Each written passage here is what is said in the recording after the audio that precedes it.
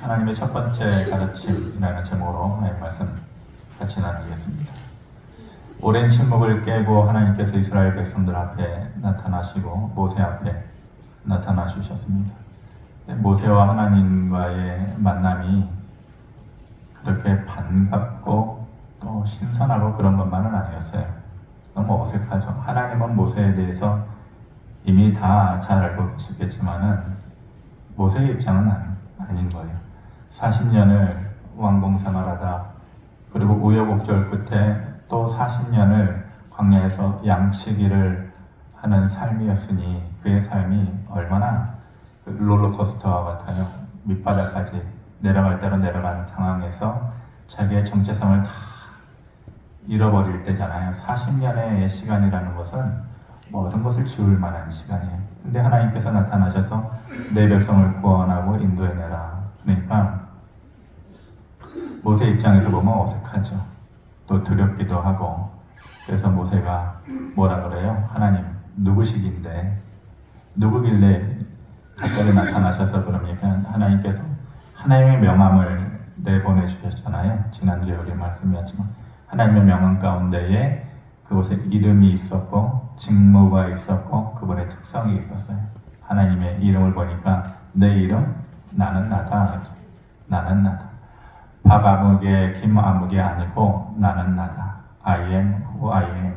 나는 스스로 있는 자다. 나 외에 다른 신은 없고 내가 처음이다. 나는 너희를 돌보고 인도하는 하나님이고 강한 손을 가진 하나님이다.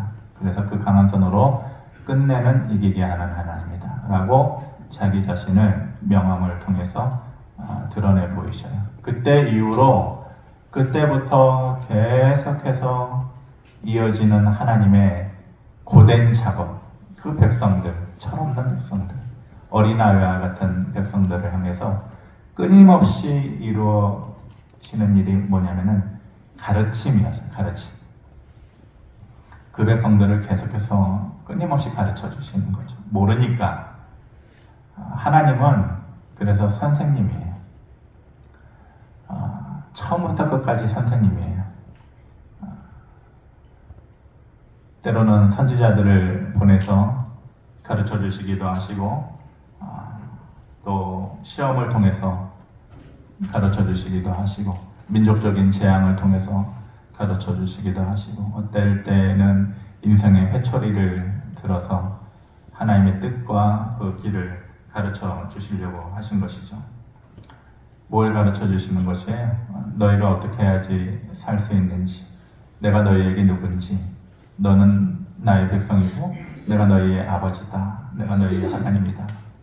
어떻게 해야 광야의 인생길에서 너희가 버티고 이겨낼 수 있는지, 어떤 길을 걸어가야 되는지, 너희하고 나와 맺는 언약이라는 것이 무엇인지, 그것이 가지고 있는 의미가 무엇인지에 대해서 끊임없이 가르쳐주는 것이죠.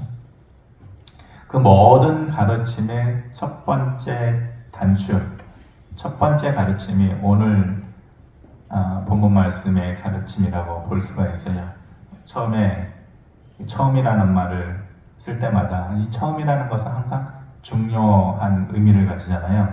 처음이라는 것은 때로는 부족할 수 있어요. 처음이니까 어색할 수 있어요. 어눌하고 또 별것 아닌 것처럼 그럴 수 있어요. 하지만 처음이라는 것은 그 나중 것은 뒤엎을 수 없는 그것만이 가지는 고유한 가치가 있는 거예요. 처음이라는.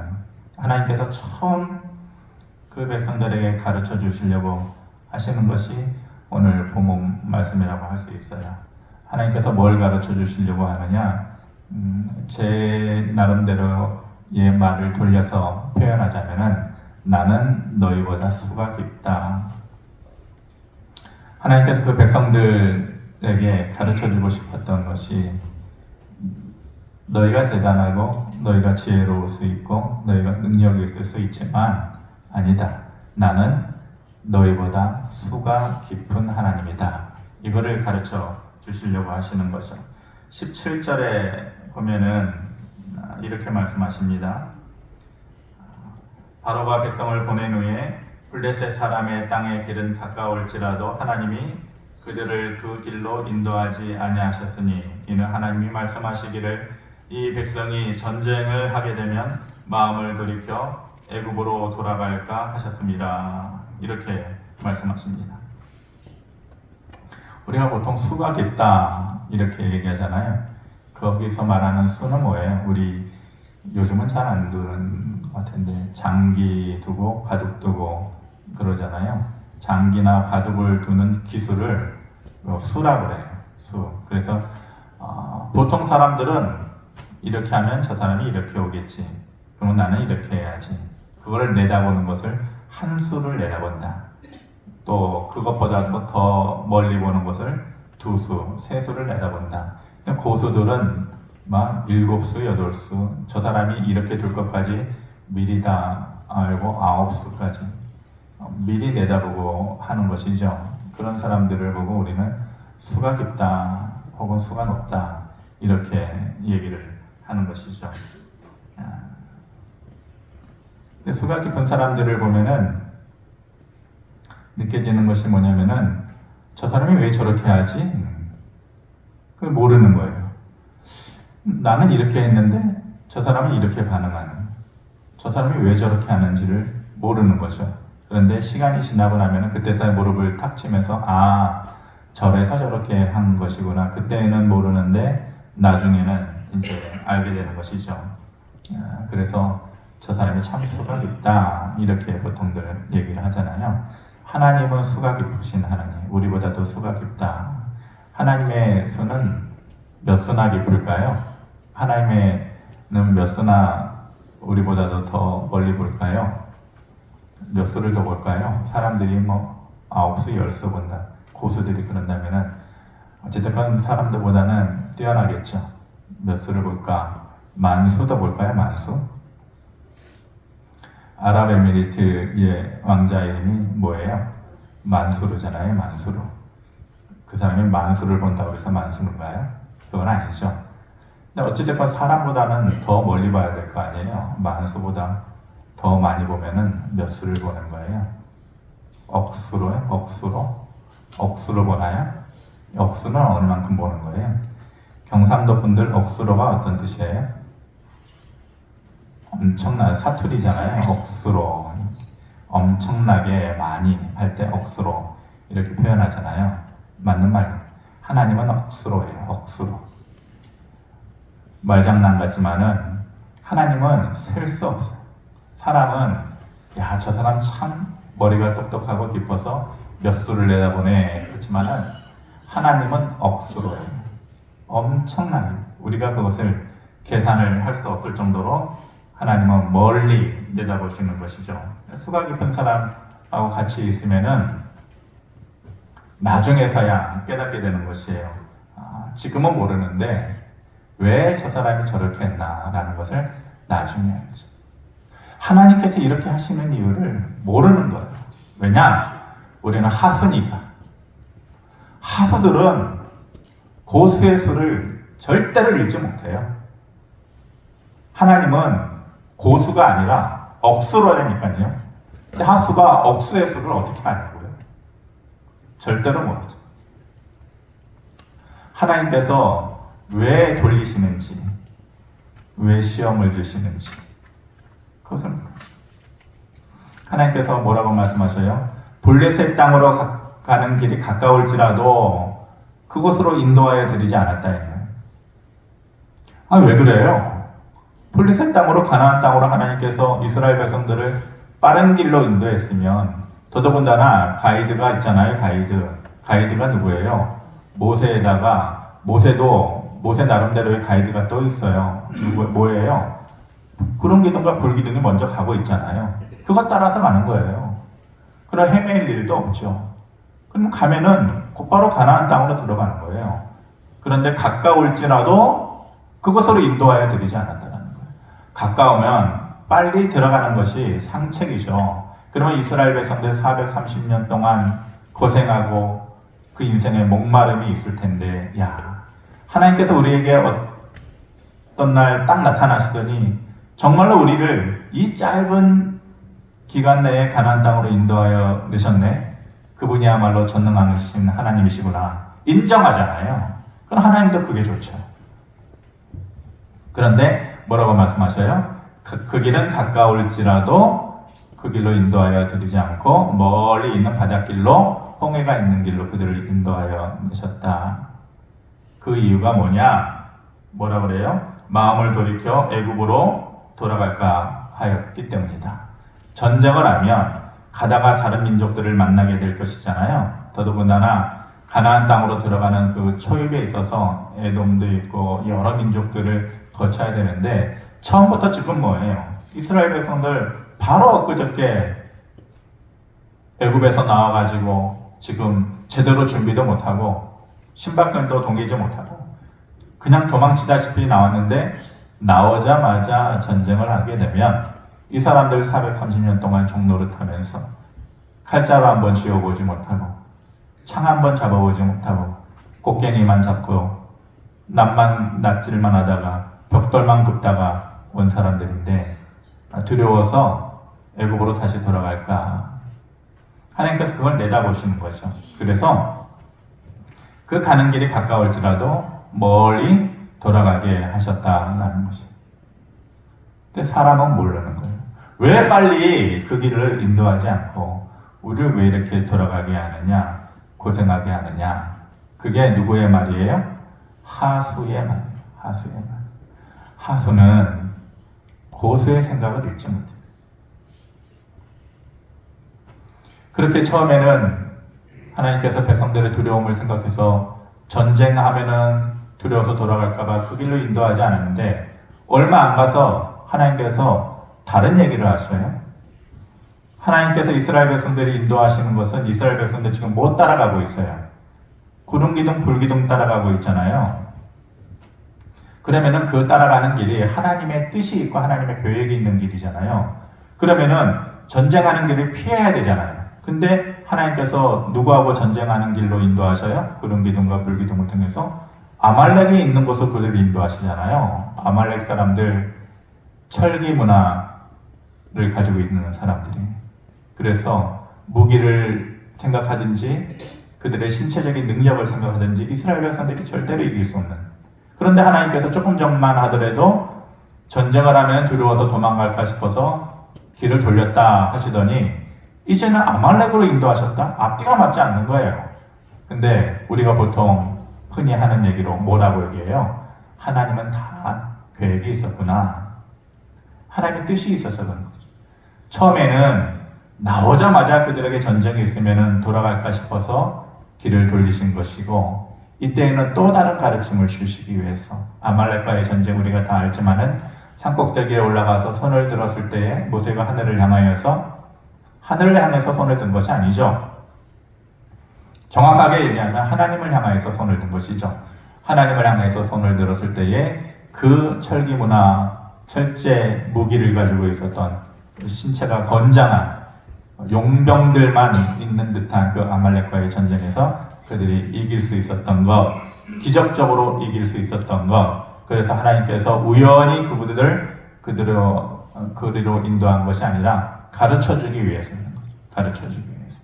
너희가 어떤 두려움이 있어도 어떤 전쟁을 하여도 나를 향해서 손을 들면 너희는 이긴다.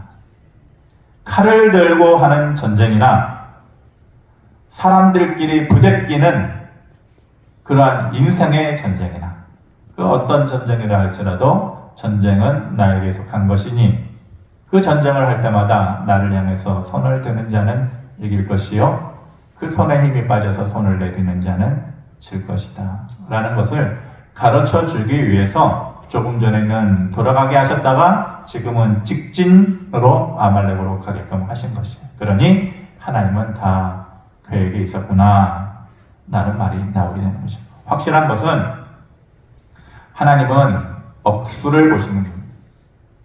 우리가 다 알지 못하는, 다 깨닫지 못하는, 다 이해하지 못하는 그 깊이를 가지고 있는 분이죠. 그래서 하나님은 나보다 나를 더 잘 아시는 하나님.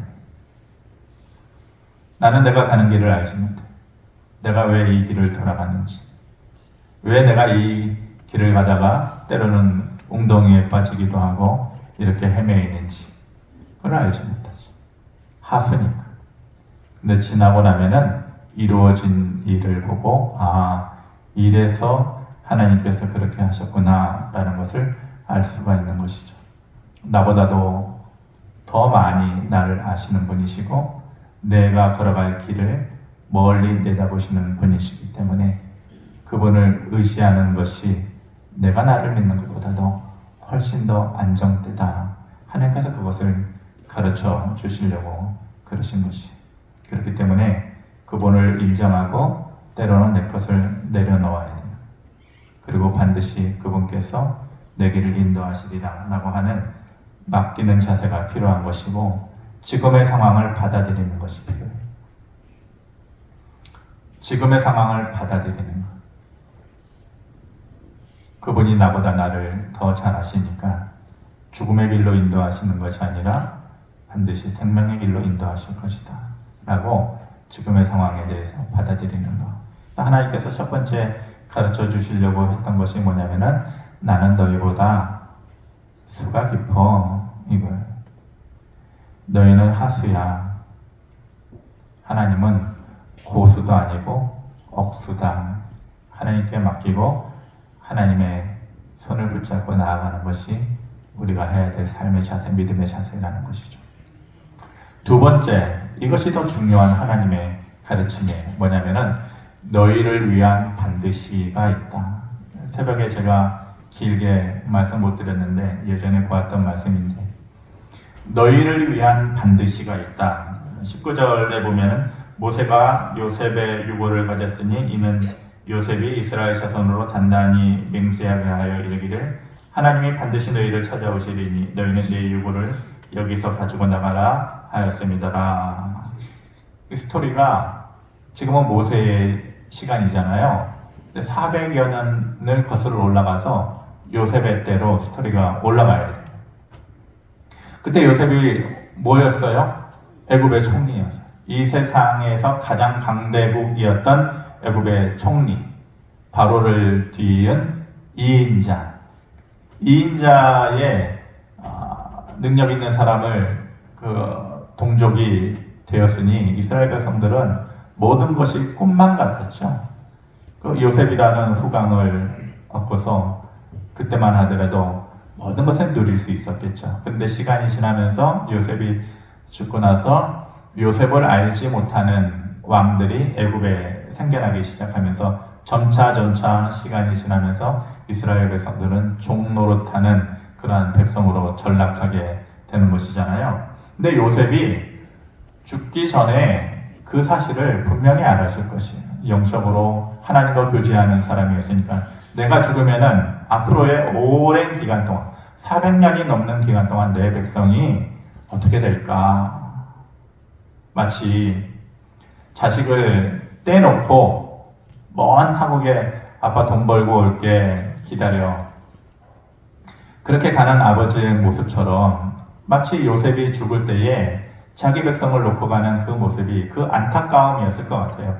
앞으로 오랜 기간 동안 너희들의 삶의 모습을 보니 암담한 거죠. 그러면서 요셉이 약속한 것이 있어요. 두 가지의 것을 요셉이 약속했는데 유언의 말이죠. 뭐냐? 19절에 아까 말씀한 것처럼 하나님의 때가 되면 반드시 너희를 찾아오실 것이다. 때가 되면 반드시 찾아올 거야. 아빠 돈 벌고 올게. 기다려. 꼭 올게. 사람은 못 와요. 안 오기도 하고 못 오기도 하고. 그런데 요셉이 유언하면서 아니야. 때가 되면 반드시 하나님께서 너희를 찾아오실 거야. 그리고 그때가 되어서 지금 모세의 때에 하나님께서 찾아오신 것이잖아요. 그 첫 번째 약속을 이루신 것이에요.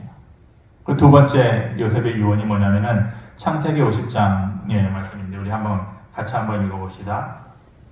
시작. 요셉이 그의 형제들에게 이르되 나는 죽을 것이나 하나님이 당신들을 돌보시고 당신들을 이 땅에서 인도하여 내사 아브라함과 이삭과 야곱에게 맹세하신 땅에 이르게 하시리라 하고 요셉이 또 이스라엘 자손에게 맹세시켜 이르기를 하나님이 반드시 당신들을 돌보시리니 이렇게 말했습니다. 뭐라고 얘기하냐면 나는 죽을 것이나 죽기 전에 요셉의 모습이죠. 나는 죽는다. 아마 이런 표현이었을 거죠. 내 백성들아, 나는 죽는다. 나는 더 이상 너희를 돌볼 수가 없다. 내가 지금은 너희 앞에서 애국의 총리로 있지만은 이제는 내가 내 힘으로 너희를 더 이상 돌볼 수가 없다. 하지만 슬퍼하지 말아라. 절망하지 말아라. 반드시 그분이 너희를 돌보시고 인도하실 것이다. 내가 아니라 하나님이 그렇게 하실 것이다. 나는 죽을 것이나 라는 이 말에 그 말이 포함되어 있는 거예요. 내가 아니라 너희들은 총리로 있는 지금 나를 보고 있지만 나는 죽는다. 나 볼 것 없다. 내가 아니라 하나님이 너희를 다시 찾아오실 것이고 그 하나님이 너희를 돌보실 것이다. 너의 배경이 아니고 너가 가지고 있는 돈이 아니고 너가 가지고 있는 인간적인 모든 것이 아니고 그런 것들이 아니라 하나님이 너희를 돌보실 것이다. 이 두 가지 일을 모세가 유언적으로 얘기해요. 다시 찾아올 거야. 그리고 너희를 돌보실 거야. 그런데 그 두 가지의 말 앞에 공통적으로 들어가는 말이 뭐예요? 반드시. 반드시 하나님께서 다시 찾아오실 거야. 반드시 너희를 돌보실 거야. 그리고 430년이 지나고 나서 하나님은 이 말씀을 이루시는 거죠. 모두가 잠들어 있는 시간에, 모두가 지쳐 있는 시간에 하나님의 약속이라는 것이 무엇이었나 기억도 못하고 지쳐서 쓰러져 있는 그때에 하나님께서 정말로 반드시 찾아오셨고 반드시 그들을 돌보시고 인도해 주신 것이에요. 사람은 어떤 말을 강조할 때에 사람마다 습성이 있어요. 말의 습성. 어떤 사람은 진짜로 이래요. 어떤 사람은 절대로 어떤 사람은 반드시 진짜로 내가 말하는 것 진짜야 라는 것을 강조하고 싶을 때 진짜로 어떤 사람은 자기의 억울함을 피하기 위해서 아니면은 뭔가를 확실하게 위해서 절대로 이런 게 말의 습관에 붙은 사람. 절대로 그런 일 없다. 절대로 안 했다. 어떨 때에는 약속을 지킬 때 반드시 내가 지킬게. 이게 사람들의 말이잖아요. 그런데 그렇게 붙는 말들이 완전치가 않아요. 진짜로 하는 사람 말치고 진짜 아닌 경우가 많고요. 절대로라고 얘기하면 저희가 그 말에 한 가지 고친 것이 있어요. 그 말을 자주 쓰지는 않지만은 한 번의 경험이 있어서 제가 말하려다가도 안 하는 경우가 있는데 그게 뭐냐면은 이 절대로예요. 사모하고의 이 어떤 일이 있었는데 난 확신한 거예요. 확신해. 하나님께도 맹세할 수 있어. 절대로 그거 아니야. 내 기억이 정확하니까 절대로 그거 아니다. 그랬는데 결국은 제가 착각한 거예요. 그러니까 완전한 착각이었죠. 나는 정말로 그건 줄 알았는데 그래서 사모가 그때 한 얘기가 있어요. 절대는 없어. 누구라도 실수할 수 있는 것이고 누구라도 착각할 수 있는 것이다.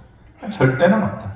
제가 그때 한번 호되게 당하고 나서 절대라는 말이 나오려고 할 때 한 템포 쉬고서 잘 안 하려고 하죠. 인간에게 있어서의 절대는 없어요. 반드시 내가 올게. 반드시 지킬게. 아빠 꼭 돌아올게. 드라마 보면은 엄마 돈 벌고 올게. 못 와요. 인간의 진짜로와 인간의 절대로와 인간의 반드시는 불완전한 거예요. 하나님의 절대로, 하나님의 반드시는 뭐예요? 100% 어긋나지 않아요. 내가 너희를 반드시 다시 찾아오마. 그것을 이루셨어요. 그리고 요셉의 유언대로 반드시 너희를 돌아보겠다. 그 땅으로 인도하여내겠다. 그 길을 또한 하나님께서 이루신 것이죠. 구약의 신약의 대표주자가 있어요. 그들의 믿음을 보면은 그들의 왜 대표주자인가? 믿음의 대표주자인가? 구약의 믿음의 대표주자 누가 뭐라고 해도 다윗이죠. 신약의 믿음의 대표주자 누구라도 바울이라고 얘기할 거예요. 그들이 가진 믿음이라는 것이 바로 이거예요. 반드시예요. 반드시. 우리가 잘 아는 대로 다윗은 시편 23편 6절에서 이렇게 얘기해요. 뭐라고 말씀합니까? 내 평생에 선하심과 인자하심이 반드시 나를 따르리니 내가 여호와의 집에 영원히 살리로다. 그 수많은 상처가 있고 우여곡절 많은 인생, 수많은 사람들의 배신, 그리고 가까운 사람의 죽음, 자기 자식의 죽음 가운데서도 다윗은 흔들리지 않아요. 그러면서 반드시 선하심과 인자하심이 나를 따를 것이다. 그 인생에 그 믿음에 마치 적두어처럼 따라붙는 것은 반드시 믿음이에요. 너희를 위한 반드시가 있다. 다윗은 그 믿음에서 결코 벗어나지 않고 흐트러지지 않아요. 구약에서 다윗이 그랬다면 신약에서는 바울이 그랬죠. 사도행전 27장을 보면은 바울이 이제 사람들한테 잡혀서 죽게 됐거든요. 그런데 재판도 없이 죽게 됐으니까 그때 이제 바울이 로마의 시민권을 가지고 있잖아요. 그러니까 로마로 보내자. 근데 그것이 하나님의 뜻이었어요. 그런데 하나님의 감춰진 뜻이 있었지만은 로마도 보아야 하리라 라는 하나님의 뜻이 있었지만은 사람들의 입에서 나오는 얘기는 야, 바울이 로마 시민권자인데 재판받아야 될 거 아니야. 로마로 보내라, 로마로 보내라. 압송하는 과정이 있었거든요. 가는 바닷길에 미양이라는 곳이 있었는데 거기에서 머무는데 바울은 여기서 겨울을 지내고 가자라고 얘기해.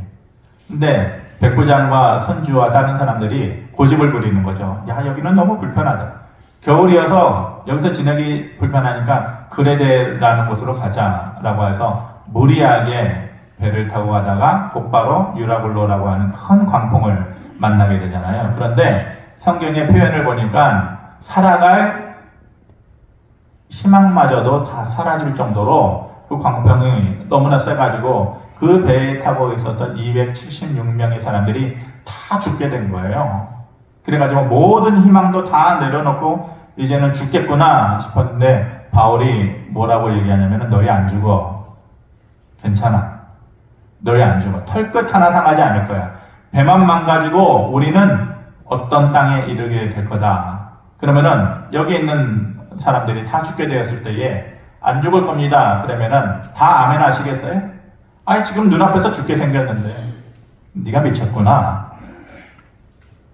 네, 내 말 아니다. 어저께 하나님께서 밤에 내 곁에 오셔서 말씀하시기를 너가 로마로 가게 될 것이다. 그리고 이 사람들은 너희의 손에 붙여줄 것이다. 살려줄 것이다 이거예요. 그러면서 그 말을 하면서 바울이 사도행전 27장 26절 25절 26절에 보면 이렇게 얘기해요. 그러므로 여러분이 안심하라. 나는 내게 말씀하신 그대로 되리라고 하나님을 믿노라. 그런즉 우리가 반드시 한 삶에 걸리리라 하더라. 이 바울의 믿음은 뭐냐면 하나님이 약속하셨어. 나는 그대로 될 거라고 믿어. 그리고 이 망망대해에서 반드시 이 조각배와 같은 것이 어떠한 섬에 반드시 걸리게 될 것이다. 하나님의 말씀대로 될 것과 그 일이 반드시 이루어질 것에 대한 믿음을 바울은 가지고 있었던 것이에요. 44절에 보니까 그대로 되었어요. 기적처럼 276명이 다 살아나게 된 것이죠.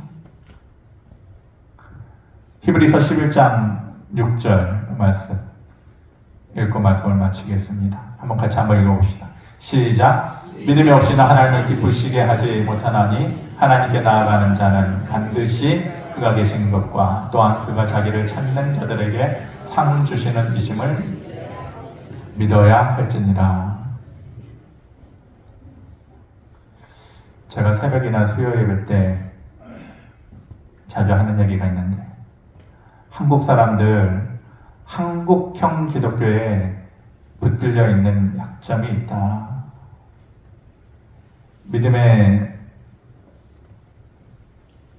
지금은 뭐 다 영국이든지 독일이든지 그런 나라들이 오히려 우리가 선교사를 보내야 될 정도로 그렇게 역전되었지만 어찌되었건 믿음의 선진 국가들을 따라갈 수 없는 것이 뭐냐면은 우리는 열심인 것 같지만은 이게 없어요. 하나님께서 반드시 계십니다.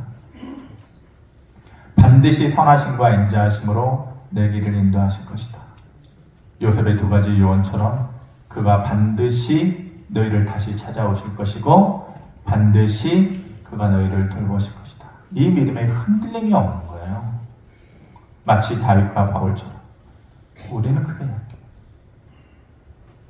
새벽에도 나오고 기도 언독하고 목이 터져나고 주여 삼창을 외쳐대고 주여 삼창을 평생 한 번만 하더라도 억수로 했을 거예요. 억수로. 그런데 현실이 되면 이 너희를 위한 반드시가 있다라는 것을 잊어버리는 거. 믿음은 화려함이 있지 않아요. 하나님은 결코 화려함 속에 머무는 분이 아니에요.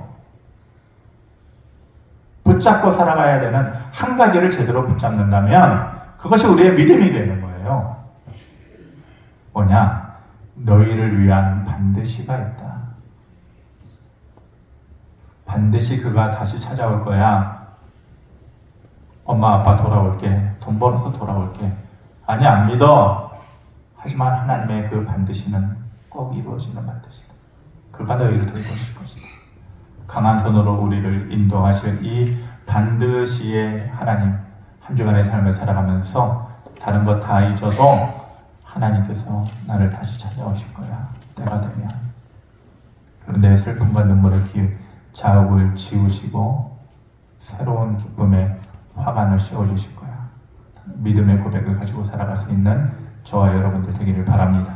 고마우신 아버지 하나님, 하나님은 억수의 하나님이십니다. 내가 알지 못하는 그 모든 길을 아시나니 선한 길을 인도하실 것을 믿고 내어 맡기고 나아갑니다. 그분이 내 삶 가운데 반드시 찾아오시고 이루실 것을 믿고 어떠한 경우에도 흔들리지 않기를 원합니다. 이러한 믿음을 우리에게 허락하시고 열매되게 하여 주시옵소서. 예수님의 이름으로 기도합니다. 아멘.